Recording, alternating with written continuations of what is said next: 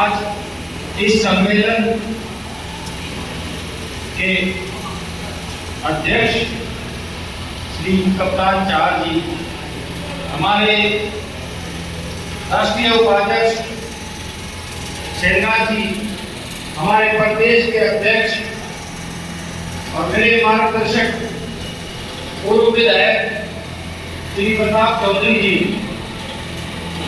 मंच पर उपस्थित सज्जनगण, मेरे विकासबंधु बुजुर्ग और मेरी माताएं बहनें,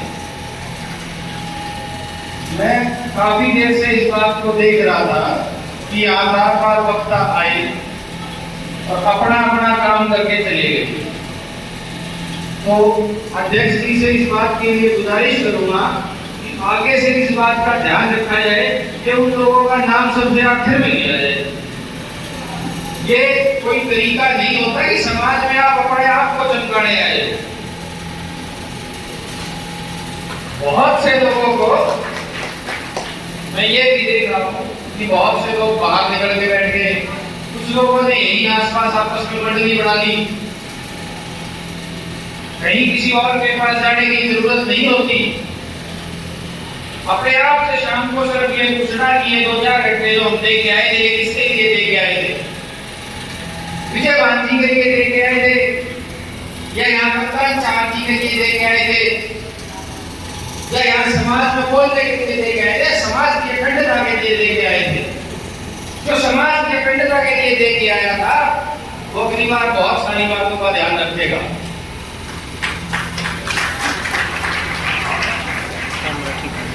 मुझे ये समझ नहीं आता कि हम अपने इतिहास की बात करते हैं। बहुत सारे हमारे वक्ता बताते हैं कि बड़ा हमारा गौरवमयी इतिहास है, कुछ कहते हैं कि लिखा हुआ नहीं है। सिर्फ एक सवाल आप सबसे आज यही आप सबके बीच में करता हूं। राजस्थान, कोटा राजस्थान का जिक्र है। आज वहां जैन समाज के जो लोग हैं ना, वो आज भी जाटों को अपनी छाती में बुला के उनके पैर धो के उनको खाना खिला के सारी जितनी अपनी देवताओं की तरह पूजा करके और उसके बाद उनका परिवार खाना खाता है। क्योंकि इसी जमाने में हमारे पूर्वजों ने उनकी मदद की थी किसी कठिनाई के समय। तो वो जो गौरवशाली इतिहास था, उस गौरवशाली इतिहास को आज बांट दिया। चाहे वो राजनीति के नाम पे बांटा गया, चाहे वो समाज में प्रतिष्ठा के नाम पे बांटा गया, किसी धर्म में बांट दिया, किसी ने कर्म में बांट दिया। और जो आज किसी तरीके से 150 आदमी इकट्ठे हो जाते हैं, वो कहीं ना कहीं चौधरी के चक्कर में बांट देते हैं। भाई जिसके नाम के आगे पैदाइशी चौधरी लग गया, उसको और कितनी बड़ी इज्जत चाहिए? बताओ, कोई और जाति देखी है जिसके आगे सबसे पहले चौधरी लगता हो? हमारी जाति में लगता है, लेकिन उसके बाद भी हम लोग पता नहीं किस दिशा में जा रहे हैं। खैर, ये मुद्दे आपसी अपनी खुद भी समझ के हैं, क्योंकि जब तक आत्म मंथन नहीं होगा तो किसी के समझाने से कोई फायदा नहीं होता। जैसे कि प्रताप चौधरी जी ने जिक्र किया किसान आंदोलन का, 26 नवंबर की वो तारीख जिस दिन किसान आंदोलन पंजाब और हरियाणा से होते हुए दिल्ली के बॉर्डर पर पहुंचा था, उस दिन क्योंकि मैं दिल्ली में रहता हूँ, मुझे पता था कि मुझे शायद वो दिक्कतें नहीं आएंगी जो हरियाणा के लोगों को आई थी या जो पंजाब से जो लोग आए थे उनको आई थी। पहला ट्रैक्टर दिल्ली के अंदर मेरे यूट्यूब फेसबुक के पेज पे है, ये तो जरूरी नहीं है मतलब किसी को मैं झूठ बोल रहा हूँ या कोई बात है। पहला ट्रैक्टर दिल्ली में लेके घुसने वाला आप ही का भाई, आप ही का बच्चा था।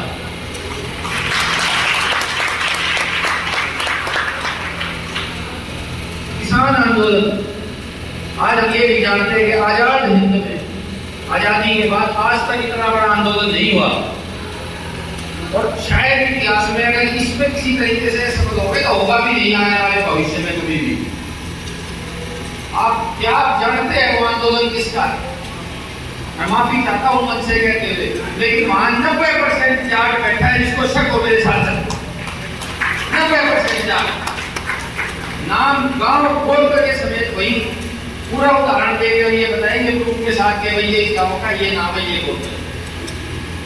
लेकिन फिर भी कुछ लोगों को मैं जानता हूं जो लोग कहीं ना कहीं इस बात को, किसान आंदोलन, इतने बड़े इस काम को, इस आंदोलन को, इस क्रांति की आवाज को साइड किनारे करते हुए फिर भी अपने अपने कामों में लगे हुए। खैर, अपनी अपनी समझ है। मैं तो किसान आंदोलन के लिए समर्पित हूँ, आप सबसे चाहूंगा कि आप भी समर्पित रहें। बात आ जाती है आज हमारे युवाओं की, जैसे अभी आपने मेरे से पहले 2 बातों को सुना कि हमारे छात्र विंग के अध्यक्ष भी बोले थे और आईटी विंग के अध्यक्ष भी बोले थे। आज आगरे के अंदर ये पहली मीटिंग है, इसीलिए बता देता हूं कि छात्र विंग बनाने की जरूरत क्यों पड़ी थी। ये दोनों विंग, ये जिम्मेदारी मुझे मिलने के बाद राष्ट्रीय कार्यकारिणी से बड़ी निवेदन करके मैंने ही बनवाए हैं दोनों के दोनों विंग। उसका कारण क्या था? कारण था कि आज हमारा युवा, मेरे बुजुर्ग बैठे हैं, आपके घर के अपने बच्चे आपसे कितना घुल मिल के बात करते हैं, आप बता दो। टाइम ही नहीं है। कुछ बुजुर्गों को नहीं है, तो आज हमारे बुजुर्ग हैं, बहुत बुजुर्ग हैं, उनके पास हमारे बच्चे नहीं बैठते। तो छात्र विंग की सिर्फ और सिर्फ इसलिए बनाने की जरूरत पड़ी कि ताकि जो हमारे स्टूडेंट्स, जो हमारी जाति के जो भाई हैं, जो स्कूल कॉलेजों में पढ़ते हैं, उनको पता चल सके कि अखिल भारतीय जाट महासभा नाम का वो 114 साल पुरानी वो संस्था भी है जो आपकी जाति के निरंतर उत्थान के लिए लगी हुई है। फर्क आया, आज हम यहाँ बैठे हैं, किसी भी मीटिंग प्रोग्राम में हम चले जाते हैं, 200 से 400 से ज्यादा आदमी नहीं हो पाते, क्योंकि हमारे पास समय नहीं है। सबसे बड़ी दिक्कत है, हमारे पास समय नहीं है।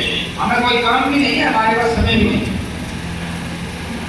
इसीलिए इस प्रांगण में जितने भी इंसान, जो भी संख्या हमारी मौजूद है, इस संख्या को हजारों तक पहुंचाने के लिए आईटी विंग की स्थापना की भी जरूरत पड़ी। हम कोशिश में हैं, मैंने राजस्थान के भी दौरे किए, यूपी के भी दौरे किए, हरियाणा के भी किए, मैं हिमाचल भी गया हूँ। हम कोशिश में है किसी तरीके से समाज को जोड़ सके, लेकिन मैं बड़े दुखी मन से इस बात को कहना चाहूंगा कि हम लोग यहाँ बैठे बैठे तो जा रहे हैं, यहाँ से निकलते निकलते व्यापारी और राजनीतिक हो जाते हैं। और ये कड़वी सच्चाई है, हर जगह महसूस करता हूँ, जिस भी जिले में जाता हूँ। आज मतलब इस बात से आप अंदाजा लगा दीजिए, जो वक्ता यहाँ बैठे थे, जिन्होंने मेरे से पूर्व अपनी बातें रखी है, ऐसा कौन सा जरूरी काम था समाज से ऊपर उठ के कि आज वो यहाँ नहीं बैठ सके। अपने आप को तोड़ने की बजाय जोड़ने में विश्वास करोगे तो शायद कुछ मिल जाएगा। मैं आया तो इसलिए था कि इस कोरोना महामारी में, जैसे मोदी साहब ने बताया कि हमने अपने भी बड़े वरिष्ठ नेता उपाध्यक्ष खो दिए, और उसके बाद कहीं ना कहीं ये नया जीवन हम सब देखते हैं। जो इस महामारी से बच गया उसके लिए ये नया जीवन है। मैं खुद कोरोना से पीड़ित हो गया, अस्पताल में भी जाने की नौबतें आई, और ये 3 मूर्तियां जाने के बाद, क्योंकि जिस दौरान ये तीनों गए हैं 6 तारीख, 8 तारीख और 10 तारीख मई की, उन दिनों में हॉस्पिटल में था और इतने ज्यादा डिप्रेशन में चला गया जिसका कोई हिसाब नहीं, कि पता नहीं क्या होगा इस दुनिया का कोरोना के इस भयंकर आतंक के बाद। तो मेरे भाई हैं, डॉक्टर हैं, और उन्होंने जिस तरीके से मुझे संभाला और मंच तक ले जाने की जिम्मेदारी उन्होंने उठाई, और आज वो अपनी जिम्मेदारी में कामयाब हुए। डॉक्टर करमवीर खरब मेरे बीच में, मेरे साथ मेरे भाई बैठे हुए हैं। मैं चाहता हूँ कि बहुत जोर की तालियों से धन्यवाद किया जाए। आज ये मुझे मेरी मीटिंग तक छोड़ने आए हैं, क्योंकि जब मैं हॉस्पिटल में था तब इन्होंने मेरे से वादा किया था कि दोबारा समाज में ले जाके, क्योंकि हमारे ही समाज से है, ये अपने दोबारा समाज में ले जाकर छोड़ूंगा, ये मेरी जिम्मेदारी है। तो मैं इनको आज पहली मीटिंग कोरोना के बाद की है, तो मैं इनको साथ लेके आया था।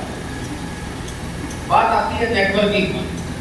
देखिए, हमारा अगर हम अपने समाज के लिए कुछ करना चाहते हैं तो सबसे पहले संगठित होना, और संगठित होने के लिए बहुत सारी चीजें हमने पहले ही बढ़ा के रखी, कोरोना से पहले बढ़ाने की मजबूरीवश नहीं कर पाए चीजों को पूरा। जल्दी उस बारे में काम स्टार्ट हो जाएगा सारा का सारा। आप सबसे एक ही निवेदन करते हैं, अपने बच्चों को अपने पड़ोस में जो भी जाट भाई देखो हमारी लड़ाई किसी जाति से तो है नहीं, हम तो अपना उद्धार कर रहे हैं। और जब हमारी जाति आगे बढ़ेगी तो देश को अपने आप बढ़ जाएगा। भाई आपका पड़ोसी अगर पढ़ा लिखा है तो आप भी हो जाओगे। तो अगर एक जाति हम 4 जाति को पढ़ाने की बात करते हैं तो 2 जातियां भी अपने बच्चों को पढ़ाएगी, तो राष्ट्र हित तो हो ही रहा है ना। इस राष्ट्र हित में अपना योगदान दें, अखिल भारतीय जाट महासभा से ज्यादा लोगों को जोड़े, एक दूसरे भाई की सबकी पूरी बाहों को मजबूत करने का काम करें।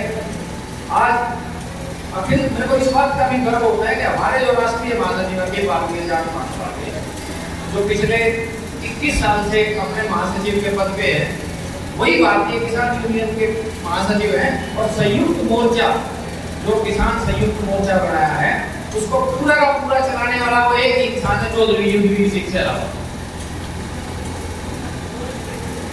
हम लोग बड़े भाग्यशाली लोग हैं कि हमें कितने सज्जन और कितने गुणी व्यक्तियों का साथ मिला। आप लोगों का बहुत देर समय में देख भी रहा था, यहाँ बहुत सारे लोग इस बात के लिए ये मीटिंग 12 बजे से 12 बजे से 4 बजे का समय हो गया, इतनी देर रुकना बड़ा मुश्किल का काम होता है। तो धन्यवाद देता हूँ इस सारी कार्यकारिणी को, मंचासीन व्यक्तियों को और विजय भान जी को, जिन्होंने इतना सुंदर ये आज मंच पे प्रोग्राम किया। और साथ ही साथ आप लोगों को बीच में एक घोषणा भी करनी है, लेकिन वो घोषणा मैं चाहूँगा कि प्रताप चौधरी की तरह बता दिया।